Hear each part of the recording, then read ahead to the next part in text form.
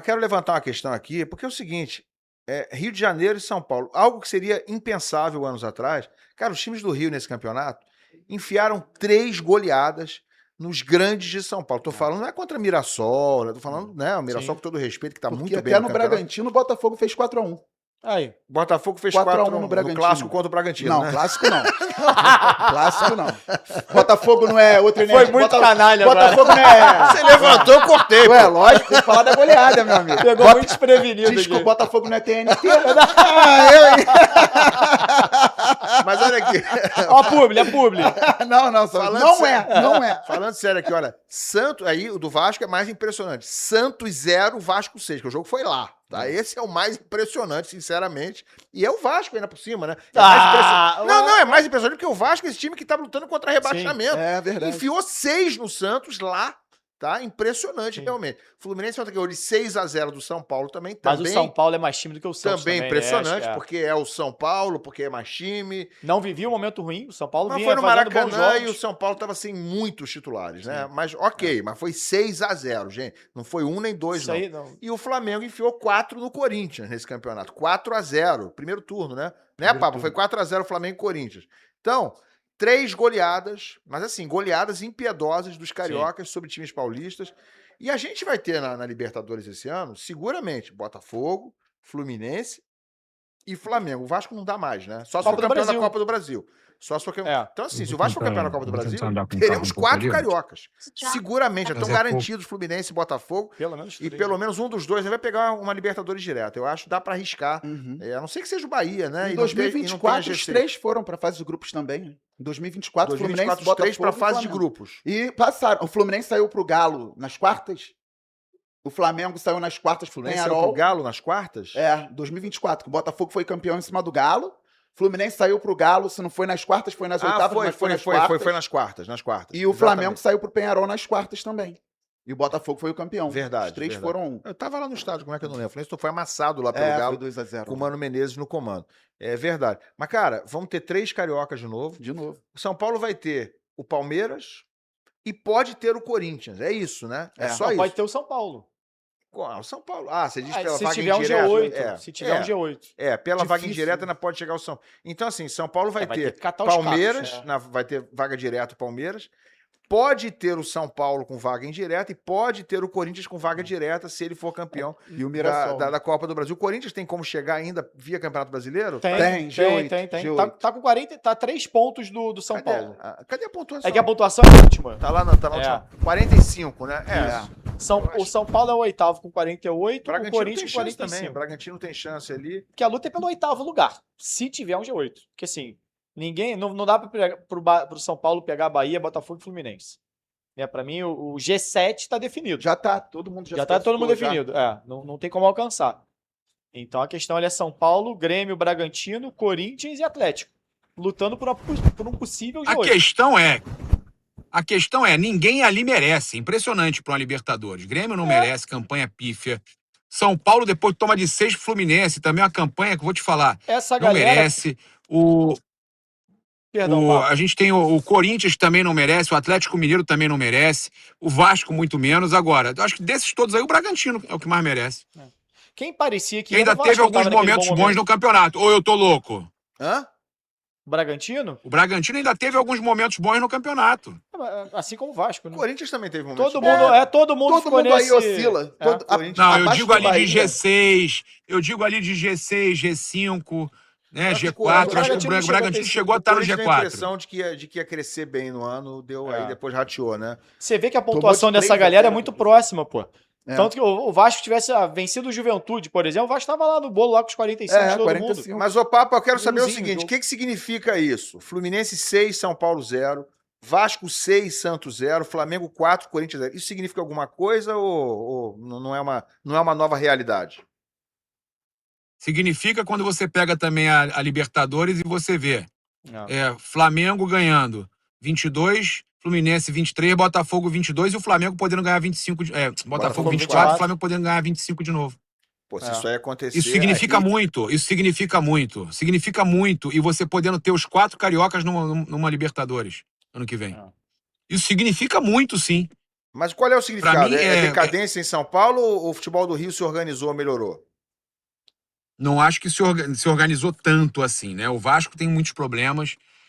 O Fluminense, a gente sabe que é mais organizado, apesar de ter muita reclamação, muita corneta, muito megafone do Ilan. Tem conseguido títulos e tem conseguido se arrumar da sua forma, dar o seu jeito, aquela coisa. O Fluminense sempre dá trabalho, né? O Botafogo. Não sei como é que vai ser agora com essa questão aí da SAF, com esse problema todo aí, né, do clube. O Bandeira vai falar sobre isso, mas o clube agora tem que ter autorizado. O Textor, né? A SAF tem que ter autorização do associativo para vender jogador. Mas vai ser resolvido. Pode gerar muitos problemas. Vai ser resolvido. Então, pode gerar problema, mas é uma situação do Botafogo que a gente vê um clube que se arruma, com SAF ou não, mas se arrumou. O Vasco ainda está bem problemático, mas ainda assim está conseguindo ficar na frente de muitos outros clubes. Então, é o que eu vou falar para vocês.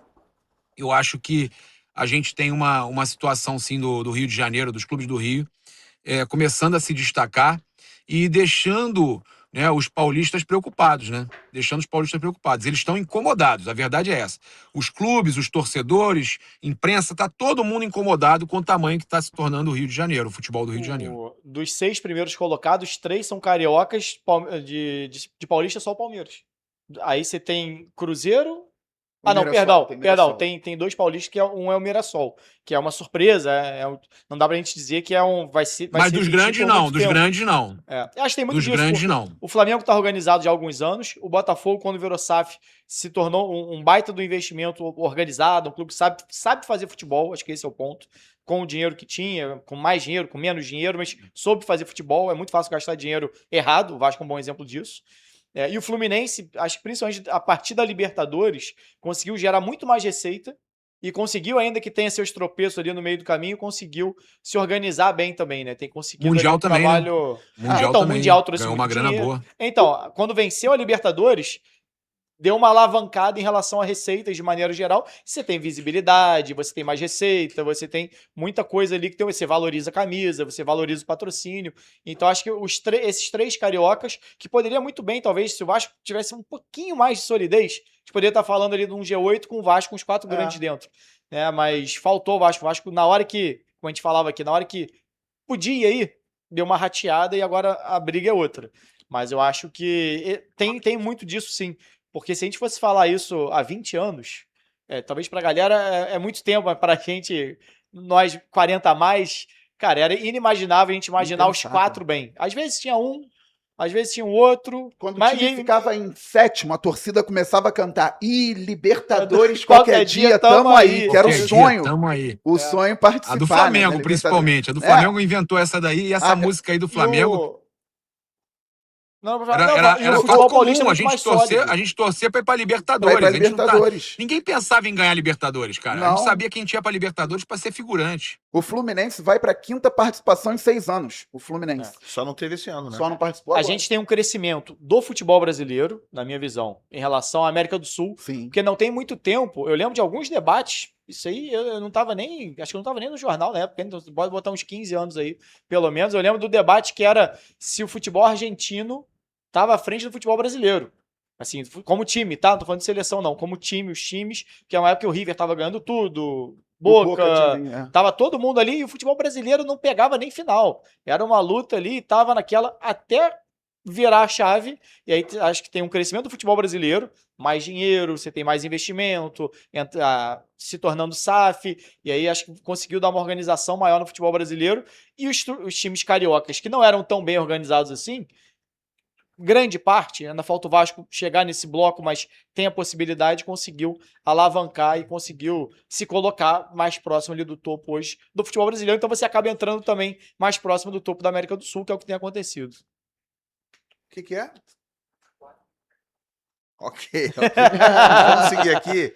Bandeira quer falar alguma coisa sobre isso? Sobre essa soberania, né? Vamos chamar assim, do futebol carioca, sobre os paulistas. Repetindo aqui, tá, galera? Por que a gente levantou a discussão? 6-0 Fluminense no São Paulo, 6-0 Vasco do Santos. O Vasco, tá? Lutando contra rebaixamento, mas Teve esse momento quando começou um momento bom O Vasco no campeonato. venceu o São Paulo no Morumbi também, o tava jogo vencendo lá, por 3-0, tomou um gol no O finalzinho. jogo contra o Santos foi no Morumbi? Esse Foi no jogo Morumbi, Foi foi no no Morumbi, Morumbi. eu me lembro disso.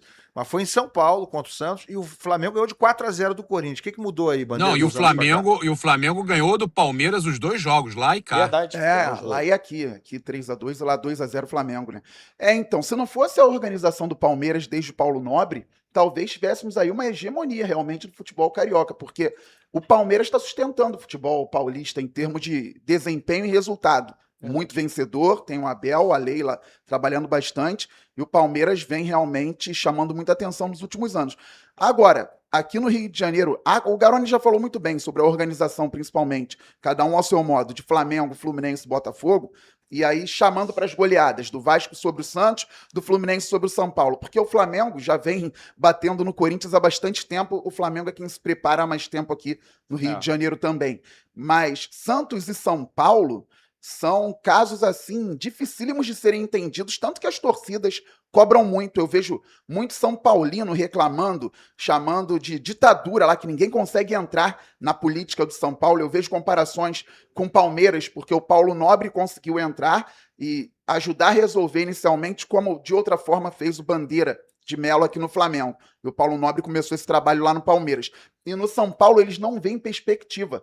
É um clube que há 2 décadas, ou a menos que isso, era chamado de soberano, se auto-intitulou soberano, tinha aquela camisa 6-3-3, que era 6 títulos brasileiros, 3 Libertadores, 3 Mundiais, e parou nisso. Dá para usar a mesma camisa hoje. Sim. Então é algo muito estranho, porque era um clube extremamente organizado, era considerado o mais bem estruturado do Brasil, e parou no tempo. O Santos, que é um time que revelou muito, vendeu muito, está com os problemas financeiros que tem hoje, é um negócio, assim, assustador. Então, talvez a discrepância não seja de 6-0 do Fluminense pro São Paulo, ou 6 do Vasco pro Santos, não é. Mas os cariocas se organizaram um pouco mais e pelo menos 2 paulistas ficaram, assim, num limbo inacreditável por péssimas gestões. Eles mesmos lá falam, eu estava até vendo o debate placar antes também, a cobrança que está vendo lá no São Paulo, hoje já teve desligamento por lá, e é algo que parece, no Santos e no São Paulo principalmente, o Corinthians também, a torcida cobra muito, mas querendo ou não, o Corinthians ainda consegue chegar, tá sempre com o estádio cheio. O São Paulo e o Santos ficaram parados no tempo e eles não veem perspectiva. Parece que não vai mudar no curto prazo. Tendência de que os cariocas dominem junto com o Palmeiras mais um tempo aí. Eu concordo que os 6-0, os 2 6-0, né, de cariocas sobre paulistas no campeonato, não ilustram exatamente qual é a situação, a diferença entre Rio de Janeiro e São Paulo hoje. Mas certamente não é um bom sinal.